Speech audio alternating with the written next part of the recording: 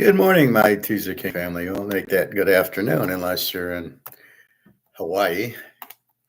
It's good morning, good afternoon, good day. Happy Fridays.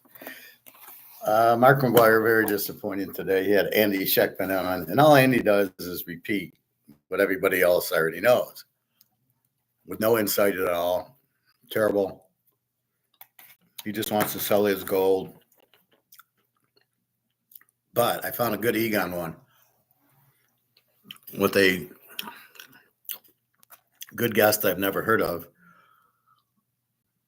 And they talk about the cryptos, the stablecoin. He made the same joke I did about Bitcoin, where they always show the gold coin with the B saying, look, this is Bitcoin, it's gold, and it really isn't. We'll look at baseball. We'll look at preseason football.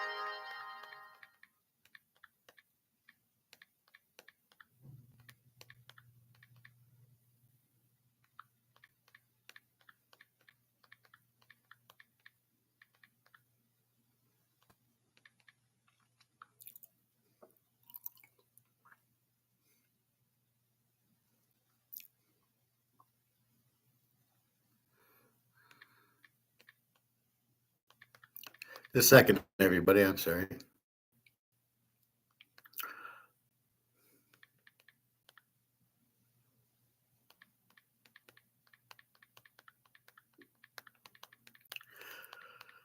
Okay.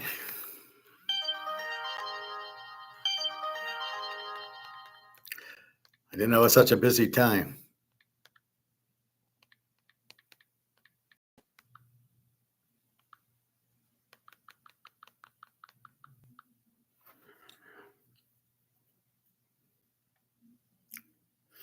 All right. All right. So let's look at baseball yesterday.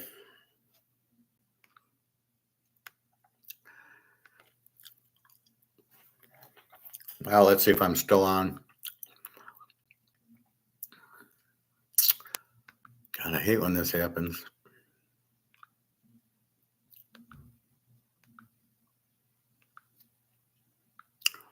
Am I still? I haven't said much, so. Am I still? I haven't said much, so. I guess I am. Okay. Am I? Well, that's good. All right, back to baseball. All right, so I guess I'm still on. I get that message, the internet connection. Sometimes it blows me up, but not now, so that's good. Toronto 2, Chicago 1. That was our first one. Toronto under 8. Scherzer against Matthew Boyd. And I had it played pretty good. Matthew Boyd pitches well but doesn't win. And Scherzer is starting to pitch like Scherzer. 2-1. Cleveland 9, Miami 4. I don't have this. Cleveland has to win to keep up with Detroit. So I'm keeping an eye on them. Washington, Philly. Philly wins 3-2. I play it over.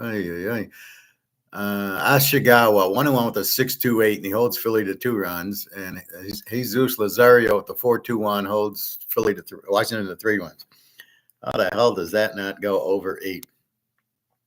In Atlanta, the Mets, and I played the Mets, and the Mets lose. And Bryce Elder with his 6 holds Philly to 2 runs, and Jesus Lazario with the 4-2-1 holds Philly to Washington to 3 runs. How the hell does that not go over 8? In Atlanta, the Mets, and I played the Mets. Am I still on? The Mets lose, and Bryce Elder with his 6 holds. Am I still on? Mets lose, and Bryce Elder with his 6 holds. Sorry, but I guess I'm still on. I just don't want to talk and then it's not recording. My apologies, but I can't control the internet. Arizona 8, Colorado 2. As I was talking about the Tigers, Skubal gave up 3 runs in the 3rd inning, and they were down 0-0, which was it was good. They could hit off of them. Minnesota doesn't have the pitching that they did. They got rid of their ace to go to the Philadelphia. So otherwise, he'd have shut him down. So again, this was 11 innings, a 4-3 Detroit win. So we went 2-2 yesterday, all with 2 units, nothing much. Let's go to today. I think 1 game's been played. Well, Pitt and the Cubs 2-2 in the 8th. Is that still going on? Yeah. All right, let's take a look. So we got Milwaukee, Cincinnati. We've got Jacob Mizorowski. Oh, no, he's not the worst pitcher in baseball. 4-1 with the 2.70. Nick Martinez, the guy in California, Mizorowski or whatever his name is. Nick Martinez, 10-9 with the 4.29. Milwaukee's on a 100-game win streak, so we'll take Milwaukee. And I think we'll go 5 units on them as we ride the streak. Yeah, they won on the 13th, didn't play yesterday. Just keep going, man. This is how you just keep gambling. You just keep playing red. You don't say blacks do or bank hits and background. All the players do, or the 7 do and craps. It's never do. If it's red's hitting, you just keep going with red. All right. Philly and Washington. Zach Wheeler, 10-5 with the 2.68. Mackenzie Gore, 5-12, 4-9. I'm taking Philly here, 2 units off the loss. And Zach Wheeler's 2.68 ERA. Going with that.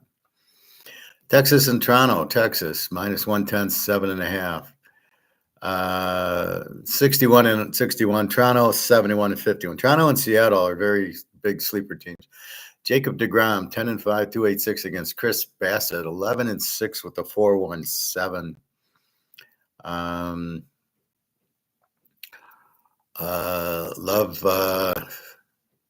Love deGrom. He's been pitching well. 10-5, 2.86. Chris Bassett, they're gonna hit him. I don't know. Should I go under or take deGrom? We're gonna take Texas.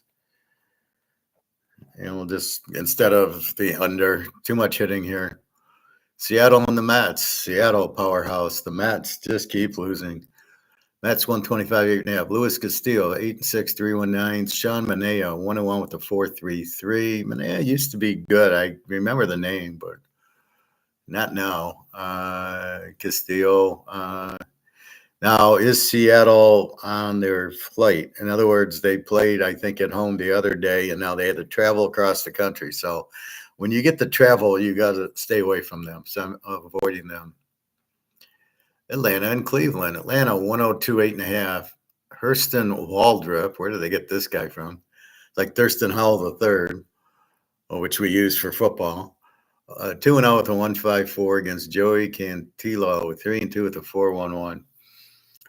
I mean, it's hard to bet against Cleveland. They need to catch Detroit. They're only a few games back. Let's look at Hurston. What is he? Game log.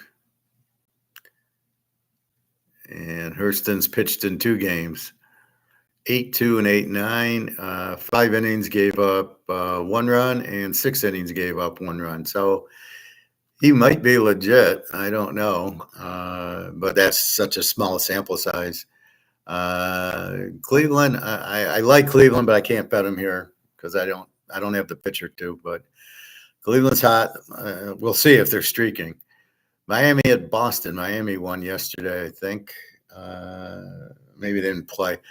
Miami won yesterday. They beat Cleveland 2 days ago. Cleveland beat them yesterday. Okay, now they go to Boston. Boston 165, 8.5. Sandy Alcantara, 6-11, 6.55. He's pitching better lately. Lucas Giolante, 8-2 with the 3.77. I'm not comfortable either. I'm going to go over in this game. Miami's hitting the hell out of the ball. Boston over 8.5. And then you have Miami. So, yeah, Boston, it's Fenway. They're going to hit against the 6.55 Alcantara. Baltimore goes to Houston. Houston 227.5. Brandon Young 0-6 with the 6.70. Framber Valdez 11-5, 2.97. We're going Framber. Take Houston 2 units. And then we'll look at the streaks. Detroit at Mini. Charlie Morton 7-10 with the 5.48. Seriously? And Pearson Owl 0-2 with the 7.15. Well, let's see if it's that bad. Maybe he pitched 2 innings and gave up 2 runs, and it's a 7 ERA.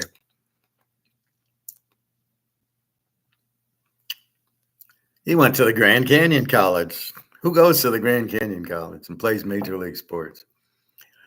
He's a reliever. 3 innings, 3 innings, 4 runs to Boston, and then 2 innings, 4 runs to Detroit. 3 innings, 1 run to Cleveland, but he's got Detroit again. So giving up 4 runs to Detroit. Charlie Martin gives up 5. So we're going to go over here. Detroit over 9.5. I think let's go 3 units. So Minnesota, Detroit's going to hit this guy. And Minnesota's going to hit Charlie Morton with his 5.48 ERA. So I think we get to 9.5. The White Sox in Kansas City, even though Kansas City needs it, they're not winning. Aaron Chevalier for the White Sox, 3-7, 4.91. Noah Cameron, 6-5, 2.52. I like KC, but I don't have enough faith in Noah Cameron. The Yanks and the Cardinals. The Yanks 135-9. Luis Gill 0-1, 7.27. Andre Palante, who sucks, 6-9, 4.95. I'm going with the Yankees just on principle. Palante's terrible. I watched him on Saturday, a couple of Saturdays ago against the Cubs. It was like hit. They got like 9-10 hits in a row on the guy. He gave up a run every inning. Just what the Yankees need. Arizona at Colorado. Arizona beat him 8-2. Brandon Pfaadt, who stinks, 12-7, 5.03. Tanner Gordon, who stinks worse, 2-5, 8.37. Over under 12. I'd go over, but I'm not going 12. LA and Oakland. LA 115-10. UC Kikuchi 6-7, 3.37. Oakland Jack Perkins 1-2, 4.8. Who knows? San Diego and the Dodgers. I don't have pitching. Dodgers are 175. San Diego is on a roll. I think we have to bet them without knowing the pitch because I think they're on a streak. And Tampa and the Niners. Again, is Tampa flying across the country? I don't remember. Joe Boyle for Tampa, 1-2, 3.82. Landon Roop, 7-6, 3.11. I don't know. I think we'll play Tampa on the streak. Let's look at our streaks. American League, there is no streaks. See, sometimes you don't get one, and then Phillies lost 3 in a row, 4 in a row. They'll be on a streak. Here you go. Milwaukee 12 in a row. Milwaukee's our lock, 5-star today. Pittsburgh's lost 5 in a row. They're already on, so we can't bet them. San Diego is on a 5-game winning streak. Play the Dodgers. We'll take San Diego. We'll go 2 units. But the Dodgers are on a 4-game losing streak, so let's make that 3 units. So it's a perfect San Diego is on a streak. Dodgers are on a losing streak. Then we got the 49ers also on a 5-game losing streak. So we're going to play Tampa then. T-Bay 2 units. So we got a few streaks, mostly Milwaukee. We're just going to bet them until they will. We've won 7-8 games in a row with them already. If only investing was this easy. Do you imagine betting stocks? And they're on an 8-day win streak. All right. So that is baseball. Milwaukee 5 units, Philly 2, Texas 2, Boston over 8.5 2, Houston 2, Detroit over 9.5 3, the Yankees 2, San Diego 3, and Tampa 2. So that's a nice mix. Preseason foosball. Now apparently all the Cleveland quarterbacks are injured, so this will be funny.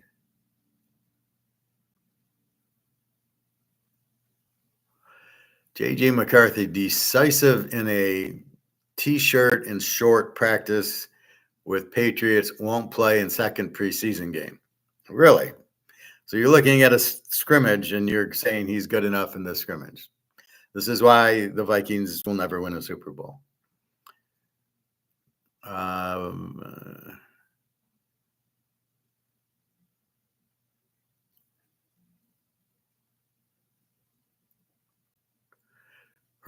Justin Herbert, poised to finally make first ever preseason appearance. They were in the preseason last year and a couple of years ago. I guess he's been hurt.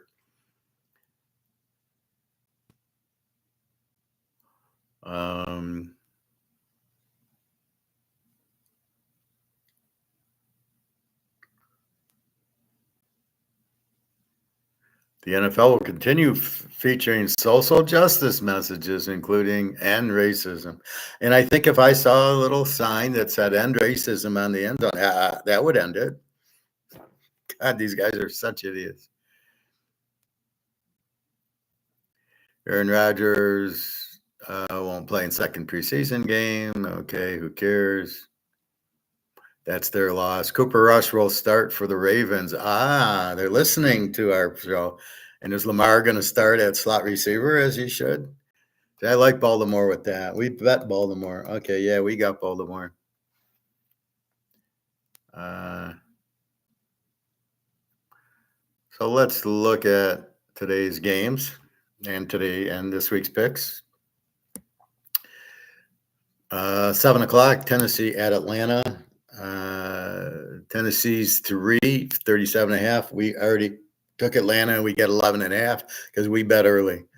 The sharps bet early because we already know who we want. We don't need to dick around and wait for the line to go down. Seattle 439.5 to KC. We've taken KC. We get 9.5 there. Now it's up to 410. So Atlanta home dog to Tennessee, who can't beat anybody. And KC Mahomes, I'm sure will play a little, not much, but he'll play. Just him being out there will help us. So KC is a dog to Seattle. Who's Seattle got? Right? Who's going to be their quarterback? Let's see. Is it Locke or Milrose? They're gonna run Milrose 30 times a game tomorrow. So that's today's games. Carolina at Houston. Houston 1.5, 39.5. I don't know. Both teams suck. Houston with the better defense, but they won't be around. Cleveland at Philly. Philly 4, 37.5.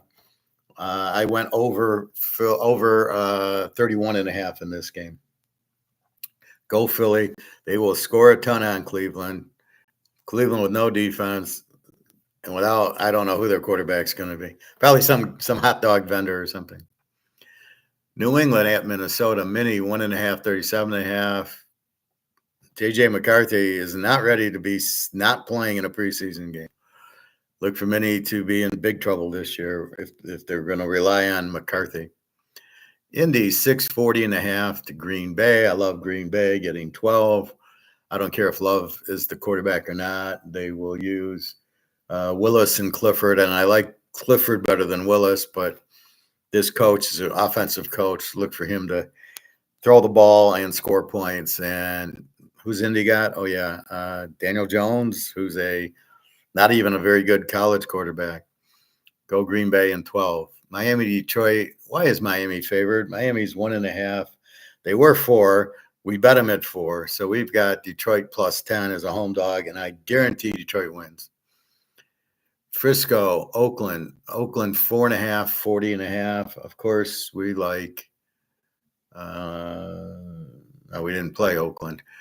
We can't play Oakland as a favorite over the Niners, even though, who knows who's playing. Chip Kelly's going to play. I think Brady's coming out. He's going to start a quarterback. Coach Pete will be out there. We'll get Marshawn Lynch will be out there. Richard Sherman. It'll be like Old Timers Day. We want the Raiders, but we're not betting them. We can't lay 4.5 against anybody. Tampa Pitt. Tampa 2.5, 38.5. Pitt, I don't know. A lot of their players aren't playing. Tampa, I love Tampa with Kyle Trask. I got to play Tampa, but they're favorites, so I won't play them. The Jets, the JETSs go against the G-men. No Lawrence Taylor, unfortunately. Giants 3.5, 39.5. I don't know. Who knows? I'm just going to not even watch this. San Diego and the Rams. San Diego 6.5, 39.5. I like the Rams getting 10.5, so I like them getting 12.5. Rams, Stenson Benson is better than anything San Diego's got on, especially if Herbert's not playing. So you're going to go to Trey Lance and Heineken. Yeah, okay. I'll take Stenson Benson over those two. Baltimore, Dallas. Baltimore 1.5, 36.5. Love Baltimore plus 4.5. Cooper Rush should be the starter. Arizona, Denver. Denver 3, 38.5. No play here. I do like Denver. They're going to give KC all they want this year. 3, 38.5. I don't know. Preseason, regular season, it'd be an easy Denver game. Jacksonville, New Orleans, two teams that really blow. I hear the guys on the radio, I can get 20-1 odds with Trevor Lawrence to throw for so many yards. I'm like, you're going to the worst quarterback in the league? Jacksonville should not be favored here. New Orleans at home. I don't know. It's a mess. Rattler stinks. Hayner's the best. And Shaw, he wasn't very good at Louisville. I can't imagine him being so great at New Orleans. Buffalo and the Bears. The Bears 2.5, 41.5. I would love Buffalo if they were playing anybody. Their backups are Mitch Trubisky, White, and Bouchard. Well, what is Mitch Trubisky doing on the roster? I like White and I like Bouchard. So we will see what they do. The Bears. The problem with the Bears is I'm more worried about Pageant than I am Caleb. Caleb stinks. Pageant is the man. So I'm a little afraid with Pageant to bet against him. And Cincinnati, Washington, Cincy 4.5, 42.5. Burrow will play, I assume. He's playing all the preseasons because he ain't starting 0-3 this year. Too talented, and he wants to win Super Bowls. He's not there for the money. Well, I'll take the money, but so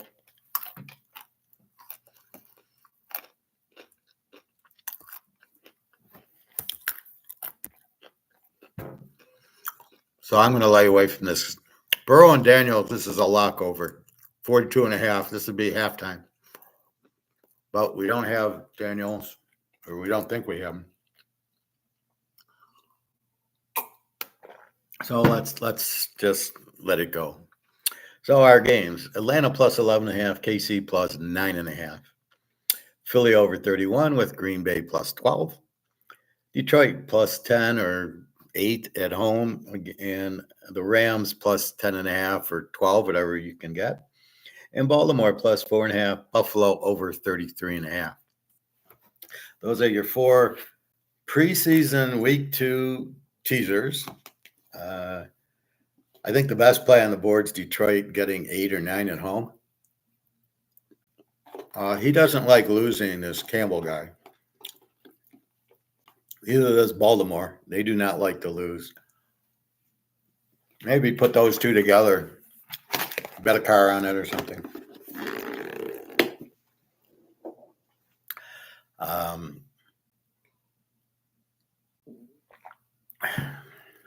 So, yeah, I'm a little hungry. Had to go help a friend this morning. Then I went to the pool already and hit some golf balls. I've been getting that in. My back's loosening up, swinging the golf club. It's a great sport because you go and you turn and you twist and it loosens your back. And I'm getting my putting touch back. And now we ate lunch. We're doing this, and then we're going to go walk at the lake, and I'm going to study some more college football. All right, so that is that. Am I still on? I hope so. Am I still on? Let's lose it. Bryce Elder with this shit. Sorry, but I guess I'm still on. Oh, am I still on? I want to talk, and then it's not recording. Wait, who knows?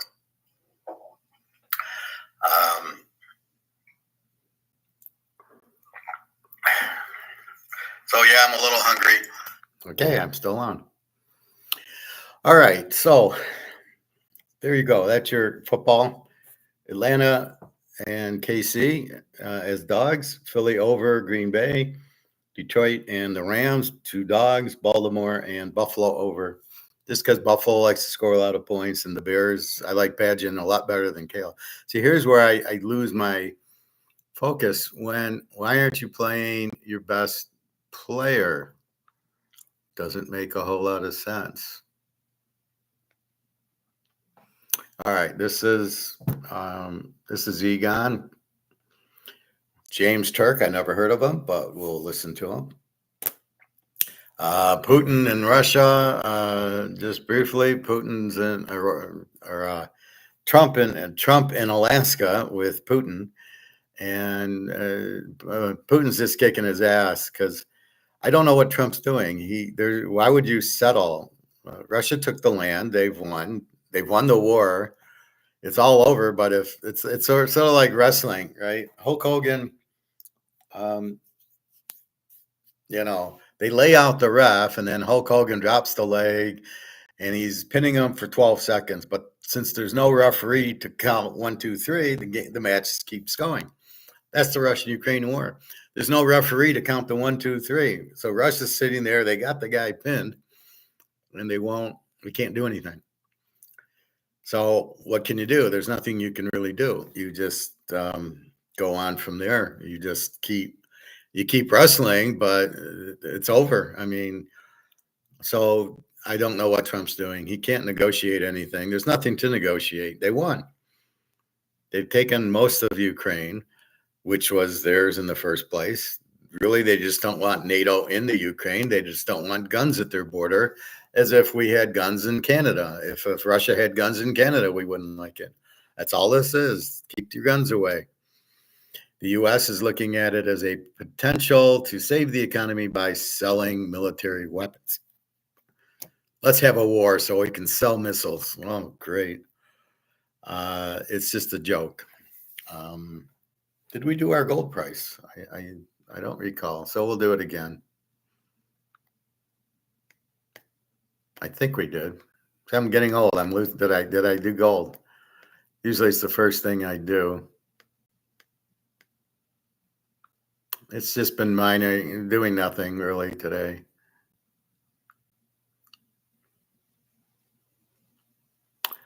Uh, 33.36. Basically, it hit 33.48 and down to 30. So notice how this chart is much smaller. It's 2s and 3s. It's not Like sometimes you see it go up or down $30, $40, right? Here, the chart's very small. There's no action. 33, 36, 38 on silver. I think we're going to see this really big boom happening very soon. I told you to stay away from stablecoin and Bitcoin, and Egon's going to also tell you that. Let's look at the market today. I did notice Bitcoin was down 4,000, which I'm always happy to see. There it is. Market up 34 points to 44.9. This will not, very rarely gets over 45. This is fake. This is not a real number. This is like an analog or analytics or whatever the fuck you call it. Not real. So they're kind of manipulating the stock price to go, look how good the economy is. It's at 45. How holy, Batman.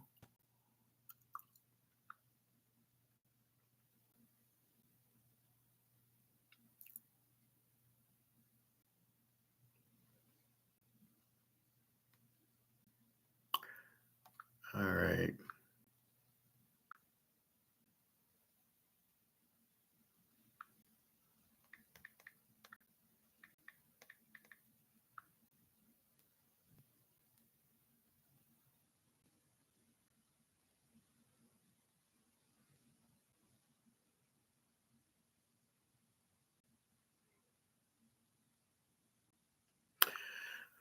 All right, very good class with Egon. So let's get into it. It's 46 minutes.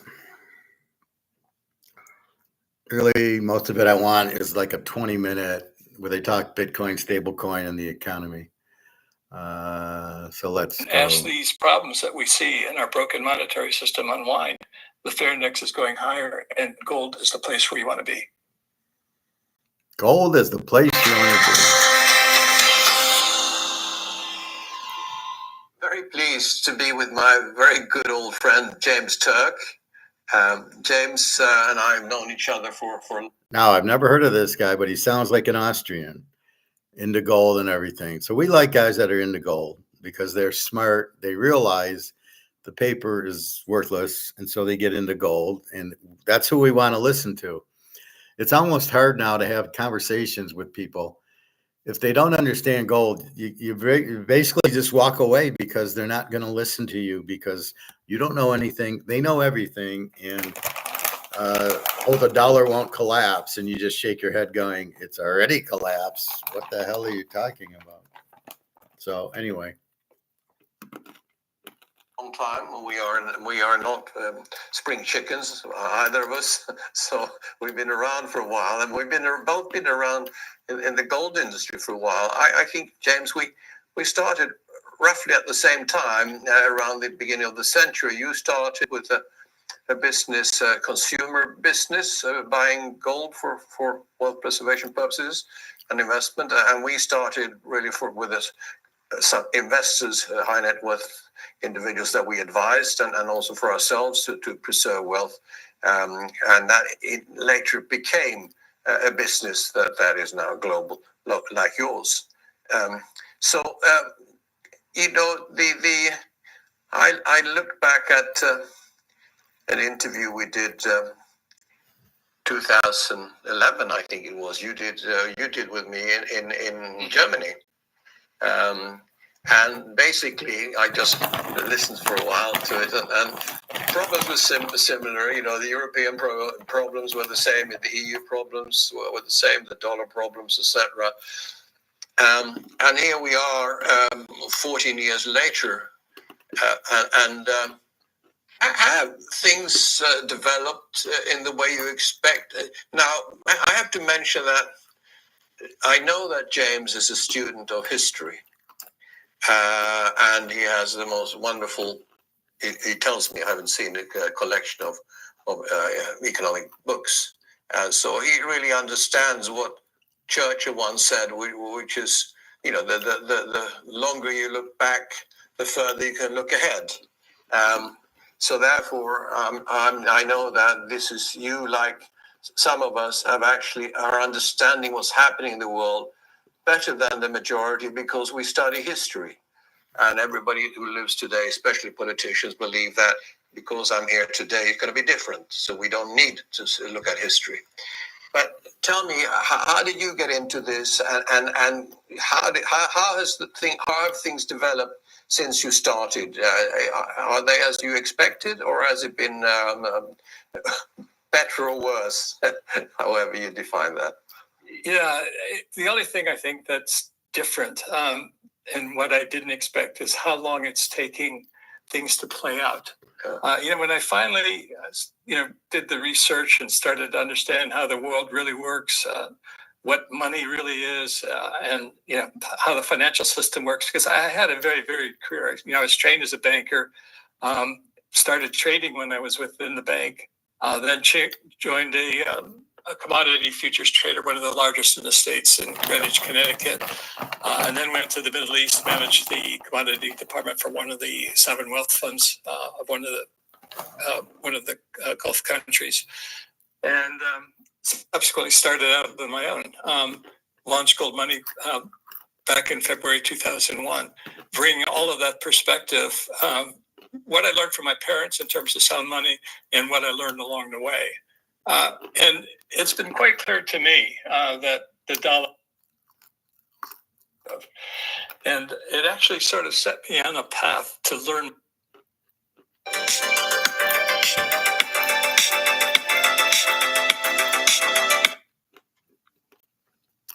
Midnight in Washington, the board flashes green, 308 to 122. As these problems that we see in our broken monetary system unwind. The stock exchange collapsed, of course. Midnight in Washington, the board flashes green.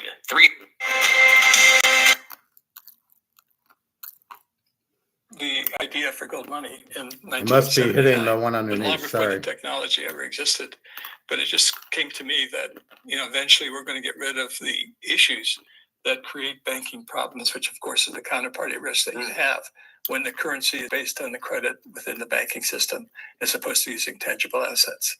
But that's where I think we're ultimately headed. The way I see it, Egon, is that currency evolves and becomes more efficient over time.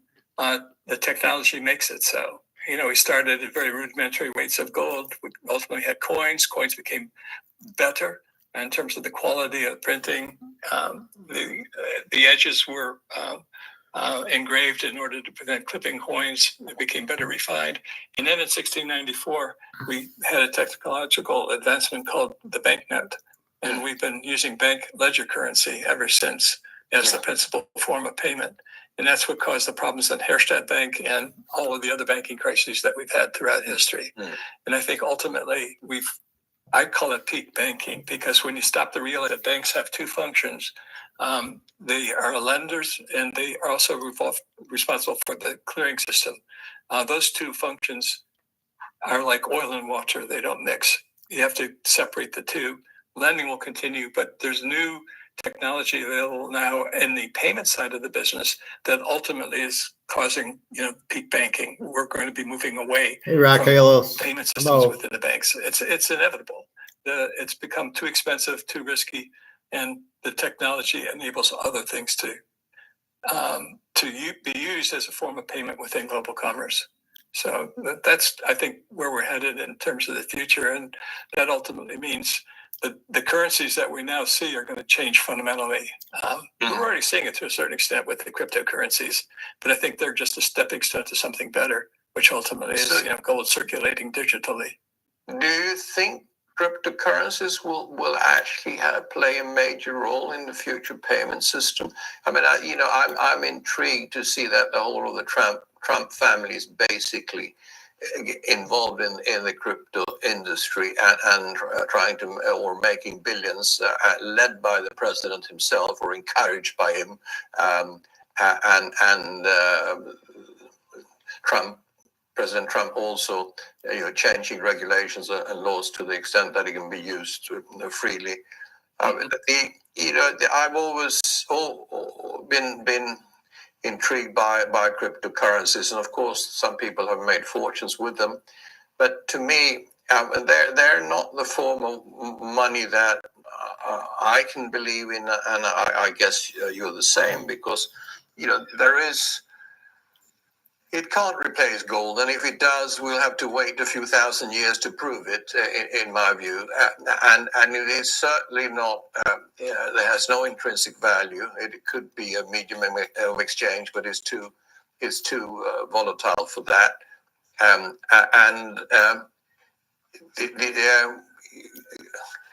Gold, for wealth preservation purposes, it doesn't replace gold at all. It can't. It has nothing to do with wealth preservation. Yeah, that's absolutely right. That's why they're called cryptocurrencies. They're not crypto money. Yeah, Only gold is money. It's a tangible asset. absolutely. It's like a collectible, like a baseball card. Hi, Raquel. Welcome to the class. Please feel free to ask questions, comments, whatever you'd like. So I do that. I already did baseball and football, and then I get into my other specialty, which is gold and economics. So this is Egon. He's a good gold guy. Really explains it well. We're into gold because you can't print it, you can't inflate it, and it'll save you. So that's what we like. So Egon, what he's saying is the point he misses is nobody wants crypto. You can't go to Kroger's and use it. You can't go to these fancy restaurants and use it. Nobody's taking it. Nobody knows the value of it. It's like going in with a mantle card. It might be worth something, but nobody's going to take a mantle card. There's a few that like. If I'm running a store and a guy gives me a mantle card that's graded, whatever you want, sir. I'd want the mantle card, but otherwise, that's it. There's really little that you can do there. So anyway, so they're saying cryptos are like a man. They're like a baseball card. They're a collectible but they're not money, and that's my argument. They're not real money. You don't want to get paid in them. The crypto, this stable coins, just a tracking mechanism. You don't want anything to do with it. Just keep going with your dollar until we go to gold, or if we can get BRICS, gold-backed currency, then gold's the key. Gold holds the value, and you'll have wealth. Anything else, and you're fucked. All right. When you use gold, if you go into a store or you go buy a car and you put gold coins down on the counter and you walk away with the car, there's no lingering obligation. The exchange is extinguished at the moment that the tangible asset exchanges for a tangible asset. If you use cryptocurrencies, if you use bank ledger currencies, there's a third party involved. In the case of the banks, they have to go through the clearing system. In the case of cryptos, you have to be dependent upon the electric grid and the internet, and a mathematical formula that supposedly we don't have the technology to break at the current, but maybe that technology will be developed in a month or a year or 10 years or something like that. Gold doesn't have that issues, and also once gold is mined, it's mined forever. Unlike cryptocurrencies, which are constantly reliant upon electricity and the consumption of electricity. So, I mean, cryptocurrencies are an important development technologically, but they're a stepping stone, as I say, to something better, which I think ultimately is digital gold currency, where gold stays in the vault and it just moves digitally between the payer and the payee. So that instead of moving a coin across the counter, the gold stays in the vault, and the payer on his mobile phone clicks it from himself, from his hoard or stack of gold to the payee stack of gold. The title changes instantaneously. So, but both gold and cryptocurrencies have advantages and disadvantages. Gold has been confiscated many times throughout history because it is a tangible asset and it is money. Cryptocurrencies, based on current technology, cannot be confiscated.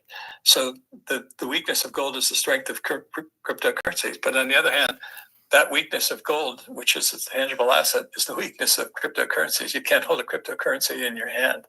So Exactly, and although they pretend that there is a Bitcoin currency, always use it looks like a gold coin, really. I mean, and the public believes that. That's the way Bitcoin looks, like a fake gold coin. Yeah, no, that's exactly right. I mean, but it all depends on the code, and it all depends on the math. And right now, the math is not breakable. But who knows whether that's going to be true, in the future. But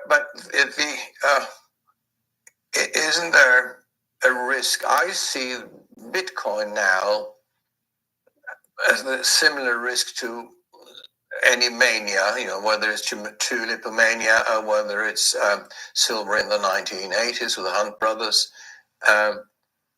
because you have massive manipulation of the price and massive leverage.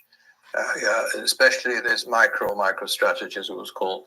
They're buying and borrowing money, buying and leveraging bitcoins to a massive extent, and to me, that is artificially keeping the price up. To me, this Bitcoin is a market for buyers, but not a market for sellers. And I see the Bitcoin price very much going hand in hand with the Nasdaq price. And I think the Nasdaq, like the other stock markets, are now getting near a turn, which we've said this before. You and I, we thought it would happen earlier, but I see now again we're in a period when there's a very high risk that we will get this major downturn in all markets, stock markets, currency markets, and obviously other asset markets. Bond market, in my view, is going to collapse totally over coming years.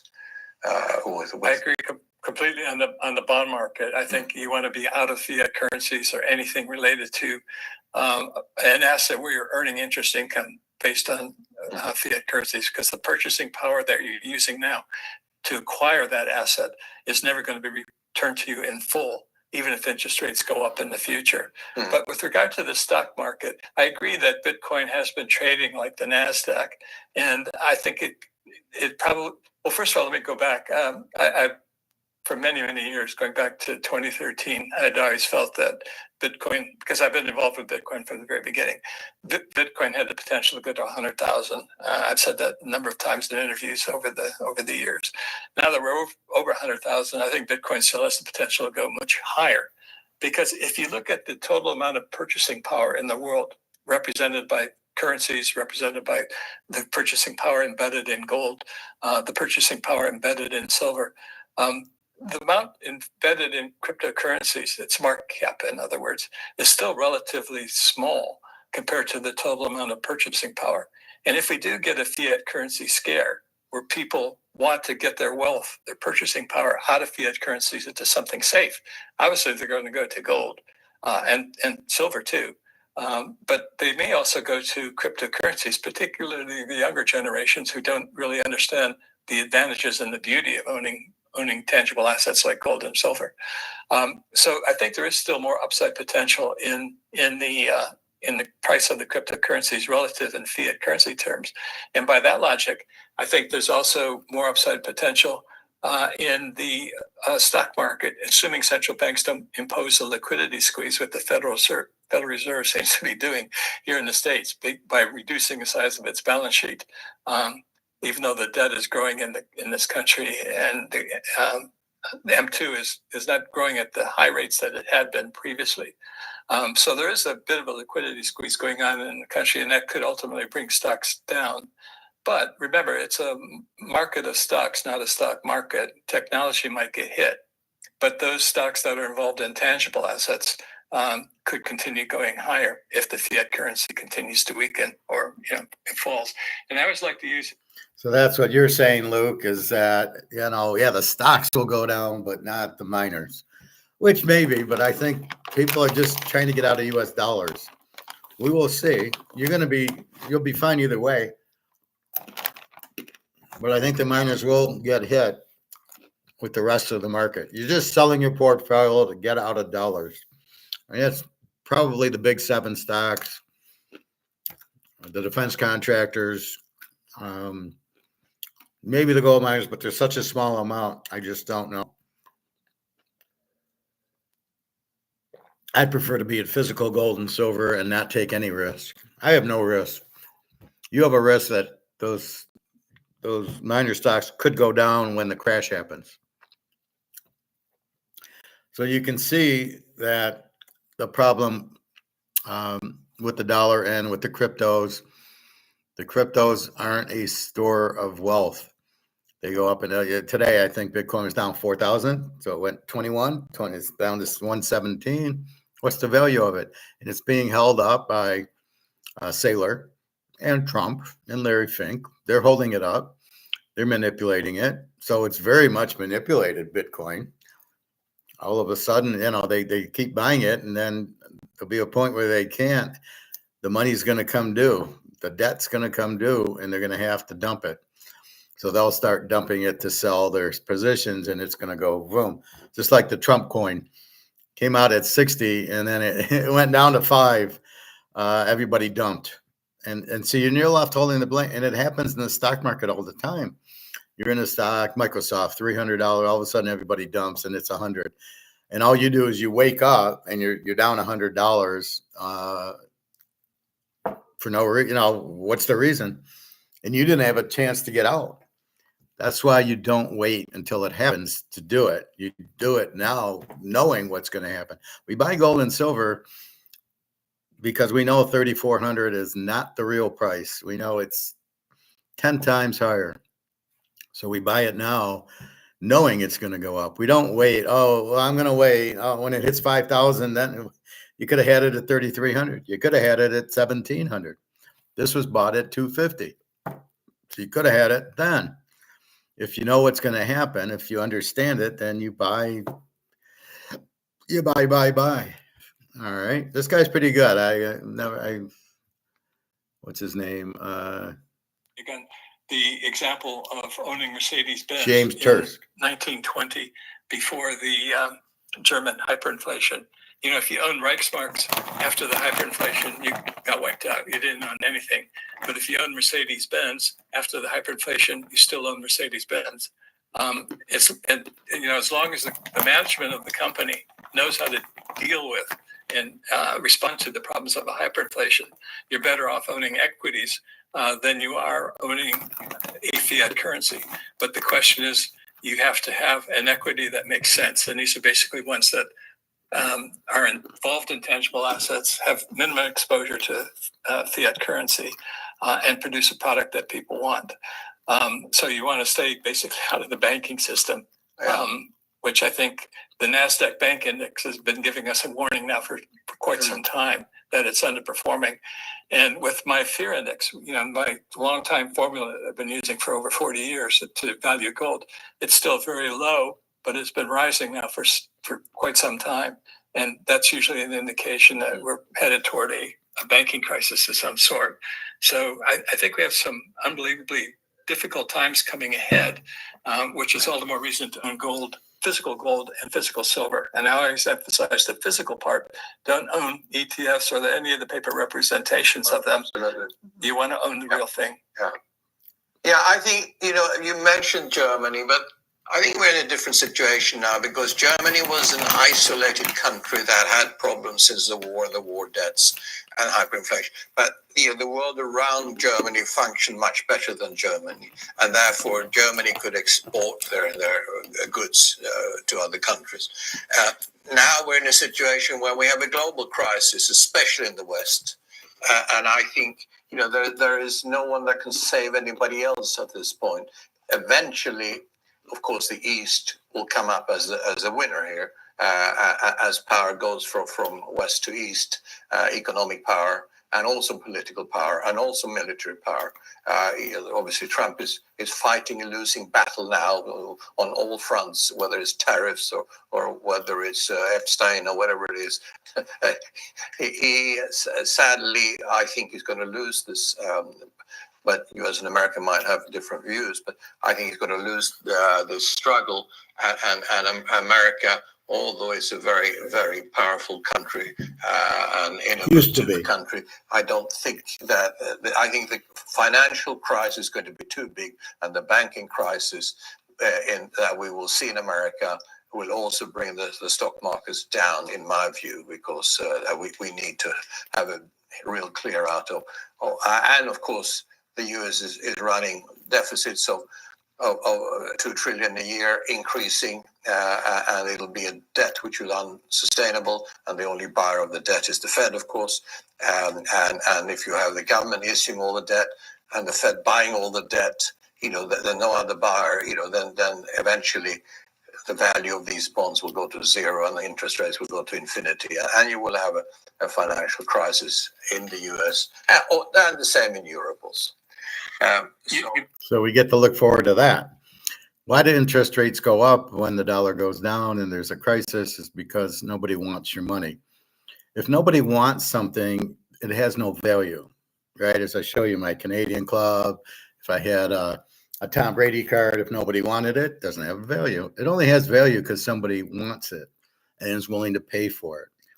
Does anybody want the dollar? No. You cannot. You had $100 billion bond sale and nobody bought one of them. Who wants them? They're worthless. You're tariffing us.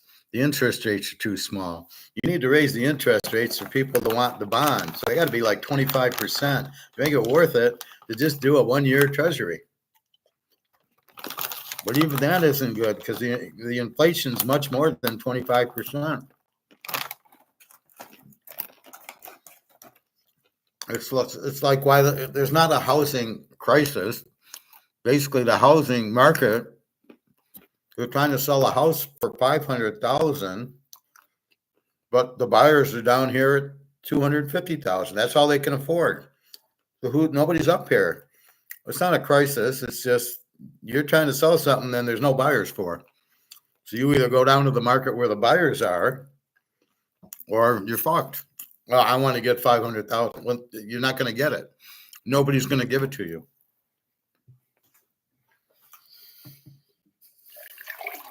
And that's the bottom line, Mr. Stone Cold. So there's really no like crashes or deflation. It's just where the market's at and what they're willing to pay for it is what you get. All right. You made a good point. You made a good point that the crisis is potentially global. And contrast to Germany, they were able to look to others to get bailed out. This time, you're absolutely right. There's no one else to bail anybody out. The only way you get bailed out is by going back to gold. And interestingly, the Federal Reserve here just released a paper yesterday or the day before looking at possible revaluations of the gold reserve. Yeah. And ultimately, I think that's what they're going to go to. It's if the U.S. had a constitutional monetary system or had a monetary system that was based on the Constitution, we wouldn't be in this problem. The framers structured the Constitution the way they did because after winning the War of Independence from the British Empire, the 13 states created the monetary provisions of the Constitution because the first currency called the Continental collapsed in hyperinflation. They didn't want to go through that again, so they put gold and silver in the Constitution.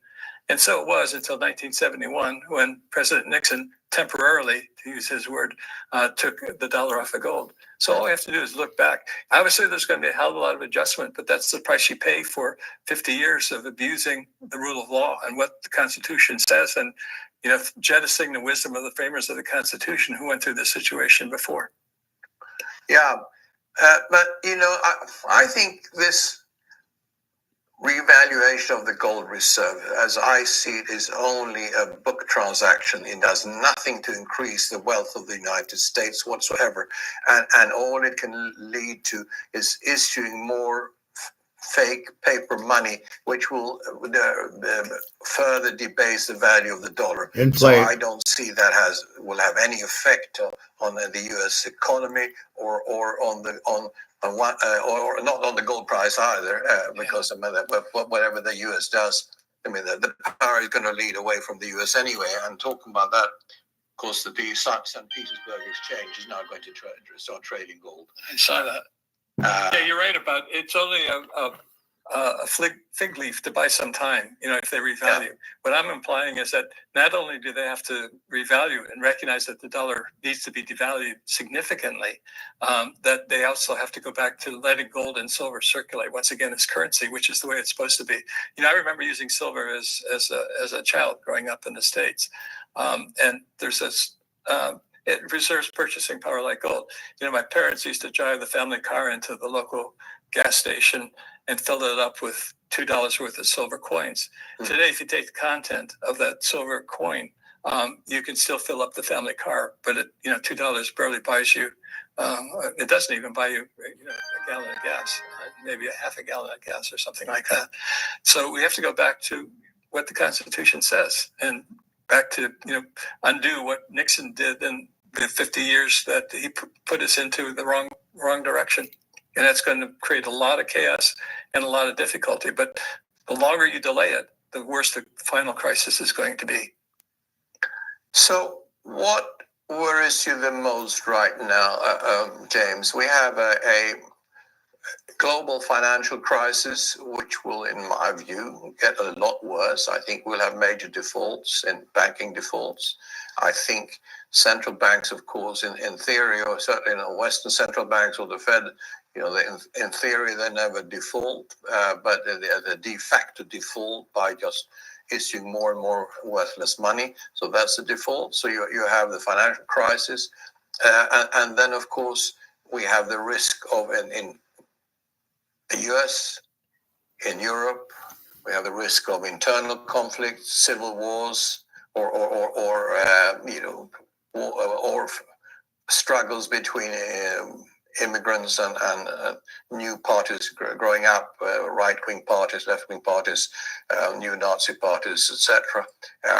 And we're already seeing protests today and smaller internal fighting, but I think that could develop into something more serious. And if you look at history again, that is very common, that these kind of domestic conflicts happen at the end of an era.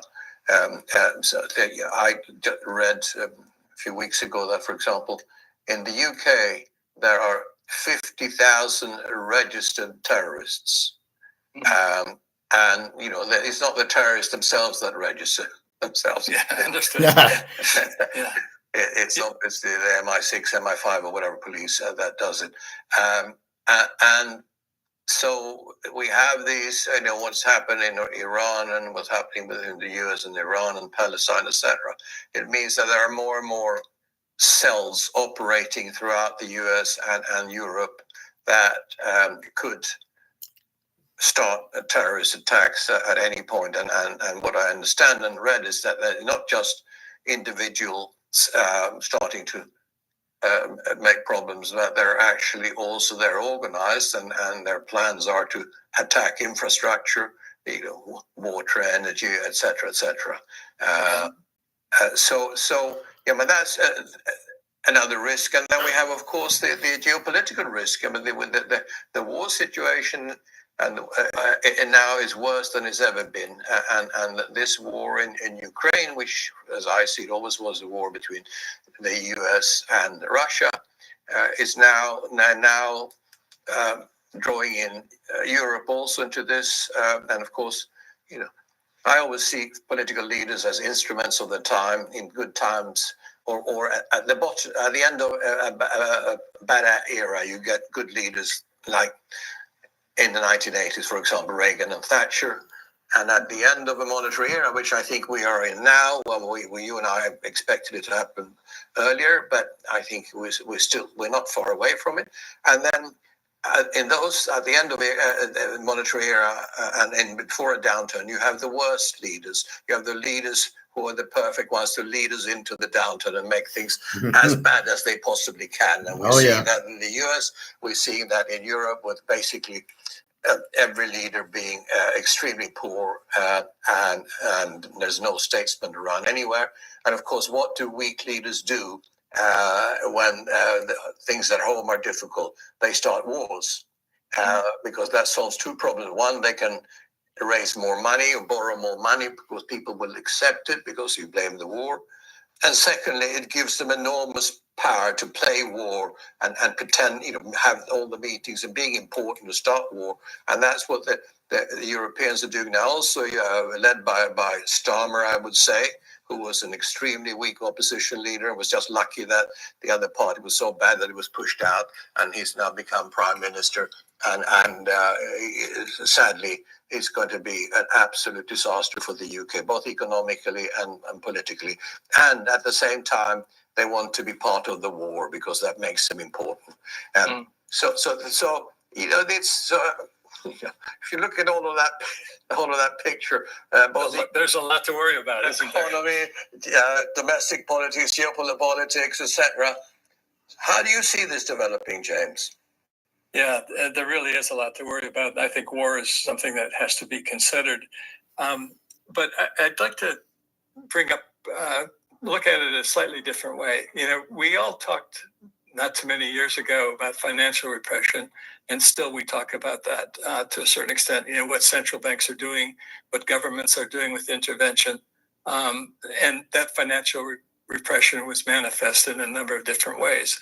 After toward the seeing what they did during the COVID crisis, I started becoming more concerned about political repression. And I wrote my last book, Money and Liberty.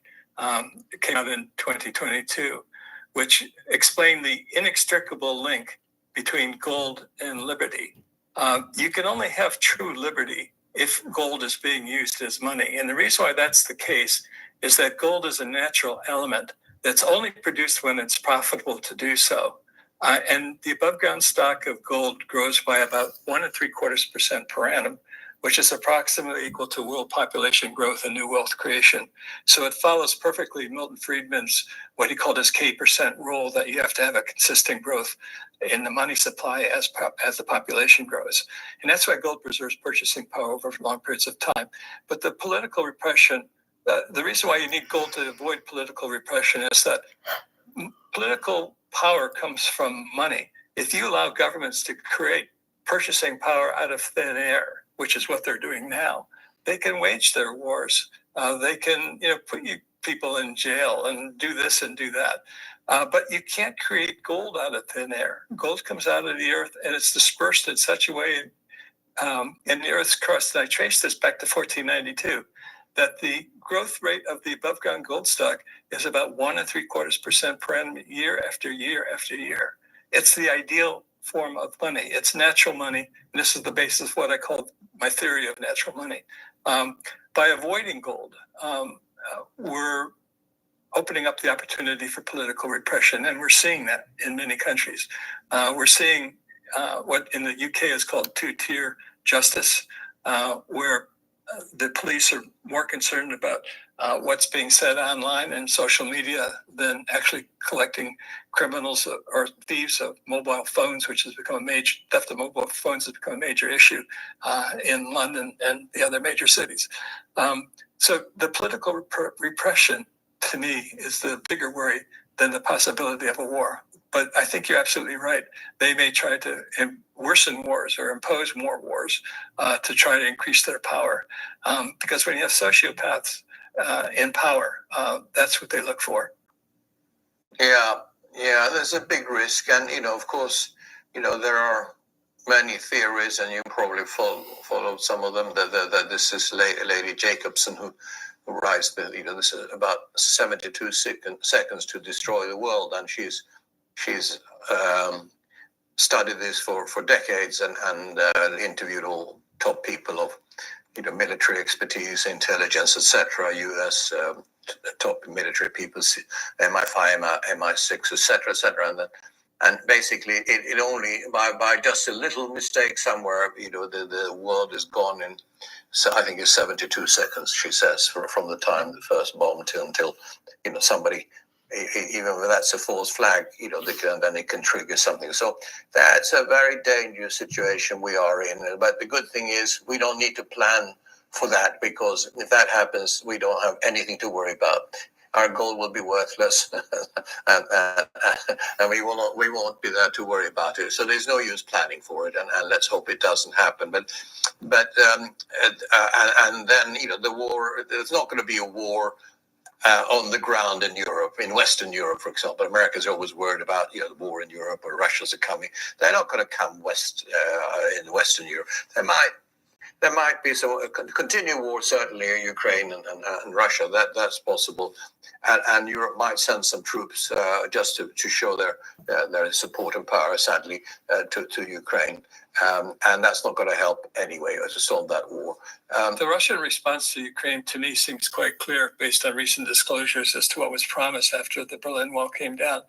And if you stop to think that, in the 19th century, Russia was invaded by France with Napoleon, and then in the 20th century, Russia was invaded by the Nazis, you would tend to think that they would be a little bit paranoid about the West invading again. And Russia did occupy Eastern Europe, but that was to provide, after the Second World War, that was to provide a buffer to protect invasions again from the West. And here we have NATO, which is supposed to be a defensive alliance against aggression from the Soviet Union.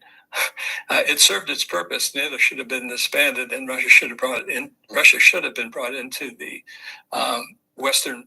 Into the whole Western world, which is what they were in the process of doing. And then you had the war hawks in Washington, the neocons and whatnot, decided that for the things that President Eisenhower warned us against, the military-industrial complex, that military-industrial complex took hold of the power in Washington, despite the promises not to move NATO eastward after the collapse of the Berlin Wall.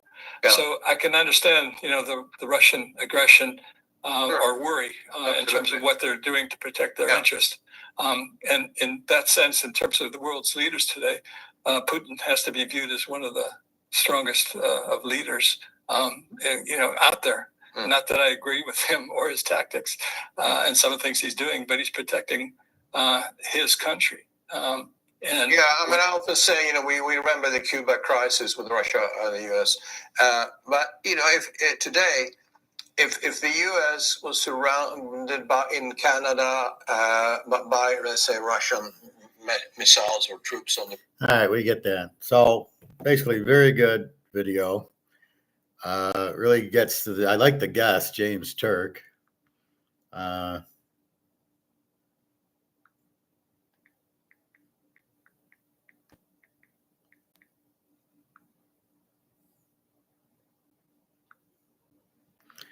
And I've never seen him before, but I like him.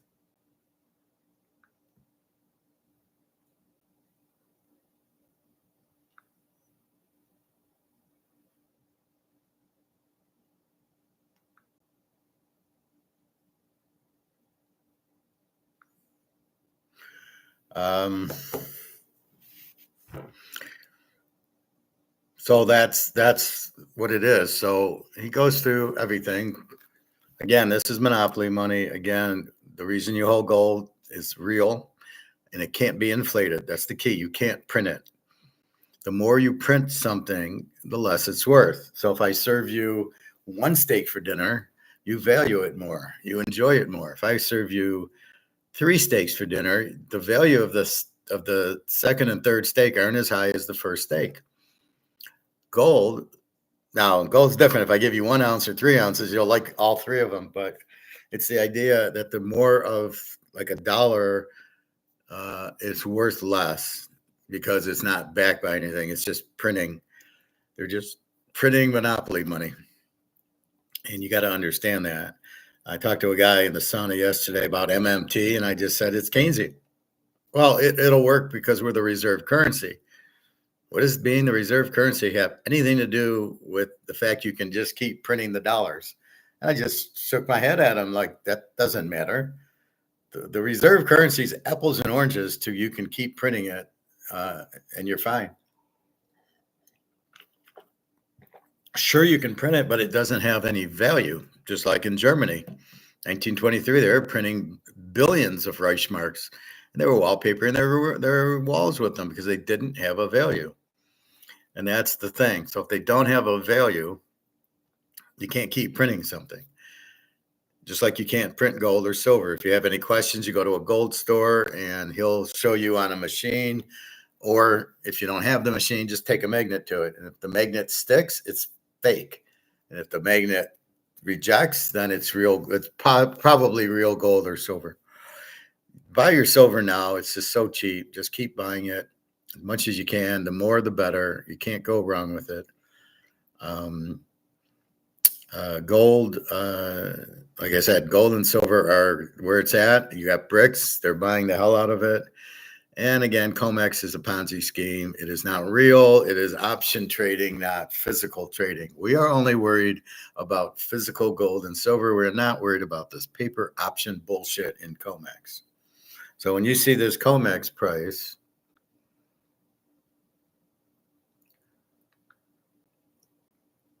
even this is a bullshit number in the stock market. This isn't supply and demand. People are pulling their money out of the stock market. Oh, look, it's still good. Yeah, it's bullshit. So when you see this number, ask yourself, why is the gold price going down?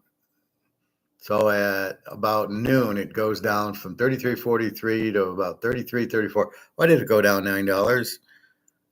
Sales? No, nobody's selling physical gold. Nobody in their right mind. You might get an ounce or two by somebody who needs to pay a bill, but you're not. That would not drive this price down. This is done by paper, by options. This is bullshit. So don't get frustrated. Why isn't it going? Why is it going down? Why isn't it going up? Why isn't it at 5,000? It's going there. COMEX is buying the shit out of it. That's all you need to know. It's the sale of the century. Just keep buying all the gold and all the silver you can do. Just keep buying it. That's the key to it. If you buy it, you can't lose. And it's way cheap. You know, this will be about $10,000. Oh, and you bought it for $3,300. I bought mine for $1,700. This is 38. This is going to 500-600 to 1,000 easily.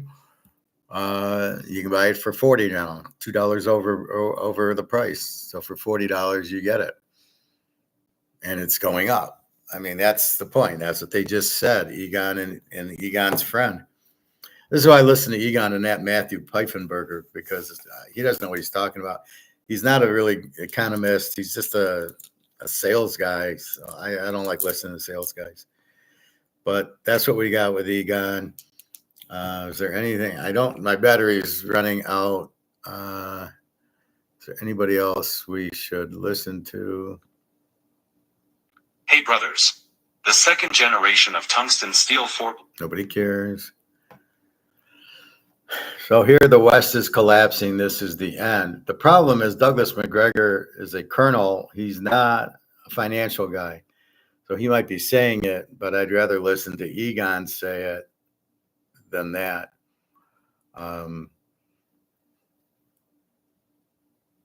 China cuts off all investments, all U.S. investments, $1 trillion gone. I mean, that's serious stuff, and everybody's going, well, we're fine. Let's see.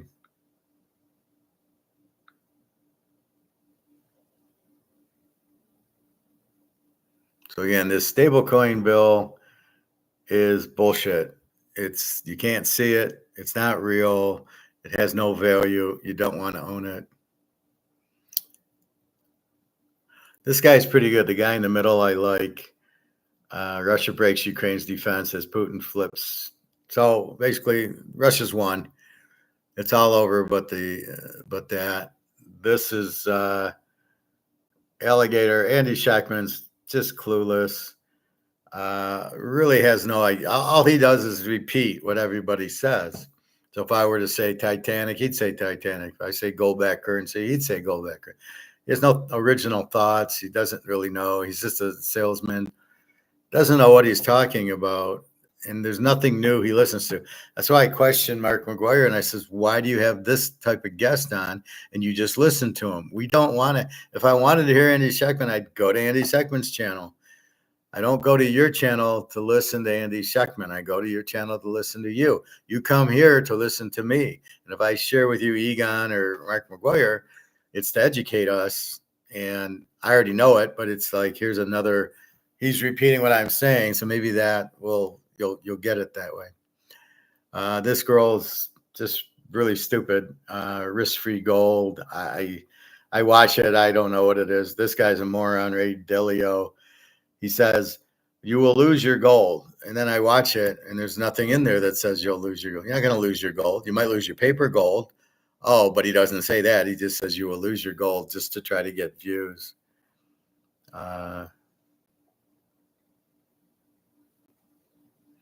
You will love this. I'll play like the first 2 minutes of this, and you'll love it. It's much worse. So maybe let's just give our audience a bit of an overview of how you see what's happening on the battlefront. We're seeing advancements on the Russian side, especially in the recent weeks, but they've been relatively minimal. There's, one could say, a stalemate there. Both sides are losing a lot of men, a lot of That's equipment. all nonsense, Mario. Stop wasting my time. Stop lying to your audience. That's bullshit. Okay. The Russian losses have dropped to single digits. Think about that. 60, 90 days ago, they were double digits. Ukrainian losses are continuously horrific. So this is a nonsense that people are repeating on their way into this discussion with the Russians up in Alaska. You have no chance of coming to any sort of reasonable outcome when you have distortions on the strategic level of the kind that you've just outlined. That's absolutely false, completely wrong. Now, you're free to believe it, but I'm not going to sit here and listen to that nonsense because it's just not true. Now, you want to know what's going to happen? If Donald Trump walks into this meeting with the distorted view that you have just outlined, nothing happens. Absolutely nothing happens. And I don't think Donald Trump privately believes anything that you've just said. I think he knows the truth. He's repeating this narrative spun up in London, New York City, and Washington because he thinks he has to, because he's got donors, because he's got globalist European governments in London and Paris and Berlin who keep repeating this nonsense. And he feels he has to maintain that fiction. But when he sits down at the table, the truth is very, very stark. Ukraine is falling apart. It's crumbling. The Russians aren't inching forward at 1,000 meters a day. They're finishing off what is left of the Ukrainian army. We have always focused on territory. The focus of the Russians has never been territory. It has been the annihilation of the Ukrainian military threat and the government in Kiev. Well, the Ukrainian military threat is just about gone. The best that they can do right now is beg, borrow, and steal whatever missiles the Germans, the French, or the British will provide to them, and then hurl them into Russia in the hopes that this will convey the impression in the West that somehow or another they're still alive and well. They're not. It's over militarily. Done. The war is ending. The question is, what do we want to do about it? That's really the issue. Now, I'm sorry to interrupt you about this, but I deal with this all the time. And Mario, I'm just sick of the lies. So I did hear your last interview. You said the same thing. I love how he just torched the guy. Sort of like what I do. You just stop the bullshit. Russia does what it wants. Russia's not about to capture a lot. So it's not like Russia hasn't, well, they haven't captured all of you. They didn't want to. They wanted those 4 cities, which they took. And that's it. Kharkov, Donetsk, Crimea, and now they're after Odessa because they need the Black Sea. And I've been to Odessa. It's a very nice city. I've shown you before. Black Sea, if you have gout, it's gone. And if you have any aches, just go into Black Sea. You're cured. Just understand that. It's all over. The war's over. Russia won 77-0. All right. Ukraine's got nothing. They just get the money, and Zelensky money launders it all and puts it in his bank in Italy or wherever. And Cyprus. It's a joke. This is the stupidest war I've ever seen. The war is about the military compress, or what is it? Military establishment, the defense contractors selling their weapons. That's what this war is about. What the fuck kind of war are we having? These are not cheap. These wars are very expensive. You need the bullets, you need the missiles, you need the jets, you need the drones, you need the men, the food, the supply, the oil, the gas. And you want to have more wars because what? It's going to get you out of the recession, because Who in the mind thinks that that will happen? It's the same Keynesians who think government spending is good for the economy. It's not. It doesn't work that way. Oh my God. It's just like the defense contract. You cannot buy missiles and guns and jets and get you out of a recession. Sorry, it doesn't work. Government spending's never the answer. Because who pays the defense contractors? The government's writing them checks. Where is the government getting the money? Oh, we're printing it. Oh, which means the money's worth even less than it's worth now. That's the problem. But I did want you to see that because he actually said, stop the bullshit, stop lying. I loved it. That's what I like about him. All right, let's see if there's any other very quick. Again, risk-free gold. This woman, I don't know what she's talking about. Ray Dalio. There's no cycles. He's into cycles. There's no cycle. There is a trade cycle, right? You lower interest rates, you raise interest rates, you lower them back. I get that, and I have my whole thesis on that. That's a trade cycle, not a country cycle. Is basically if they have gold, the cycle would go on for 1,000 years. Only when they go to war and they sell their gold and get money, and when you have this paper money not backed by anything, it's when the countries go out. And right now, every country's going out except BRICS because they're smart enough to have bought the gold. So when their dollars, so when the yen and the ruble go out, China and Russia, it won't matter because they'll just switch to gold, which they are starting to do with the BRICS. It's all gold-backed currency.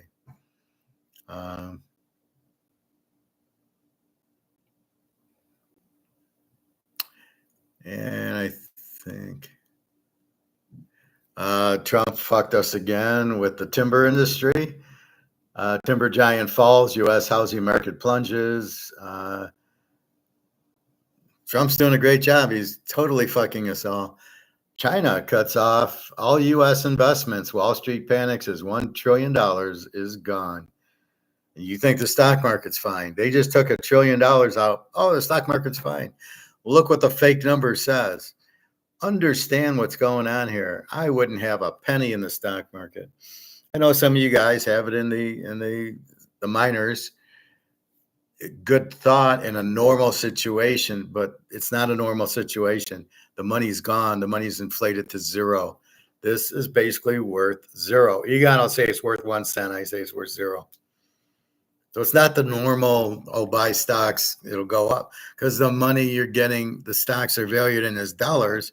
So you might have $1 million, but they're worth zero. And if you have 1 million zeros, they're not worth anything. Get out of your stocks. You have to pay tax to get out of your 401k. Pay the tax. Buy the gold. You cannot lose. There's no risk. You're going to buy it. It's going to go up once the COMEX blows up, which is hopefully soon. Ukraine war is over. NATO exhausted itself. Basically, it is. They can't defend themselves anymore. Ukraine can't defend it. Russia's just going boom with tanks and whatever. World War II again.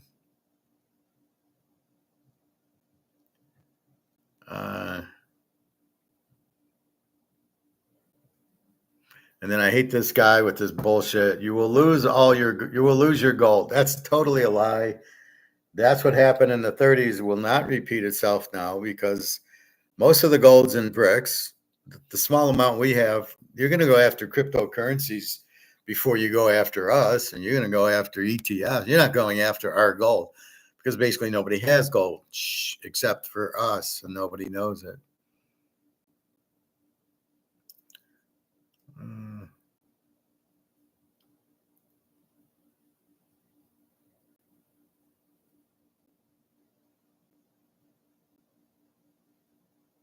And she says this is gold being sabotaged. Well, that's bullshit. She's talking about paper gold.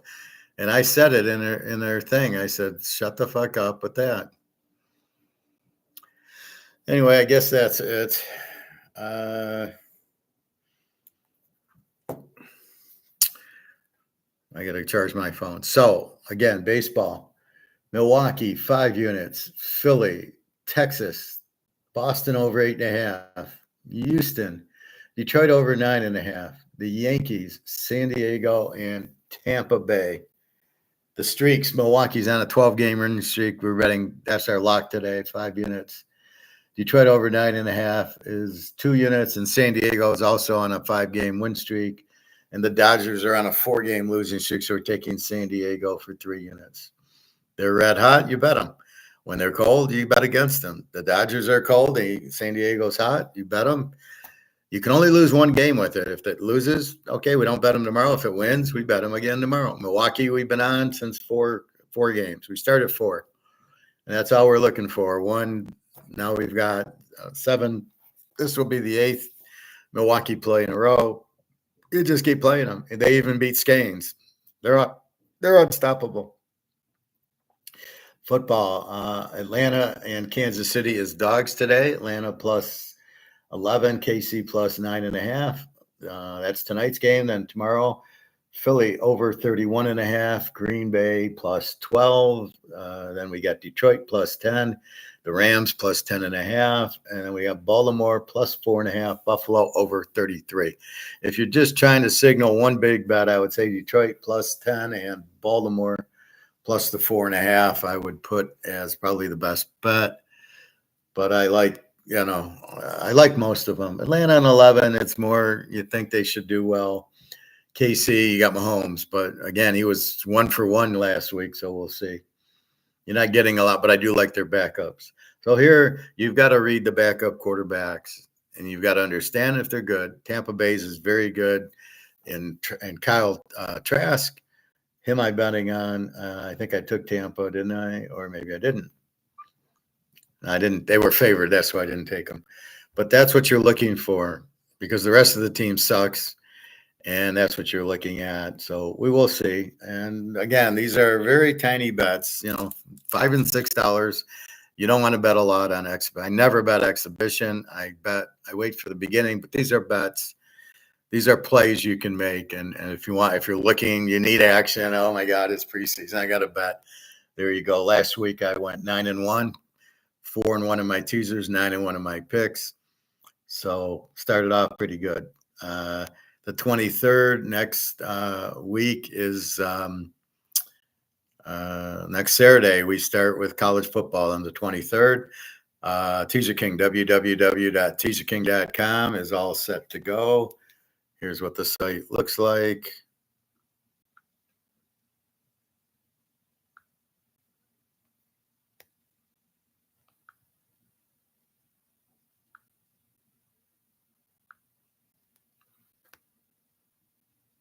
So here is the Teaser King, teaserking.com.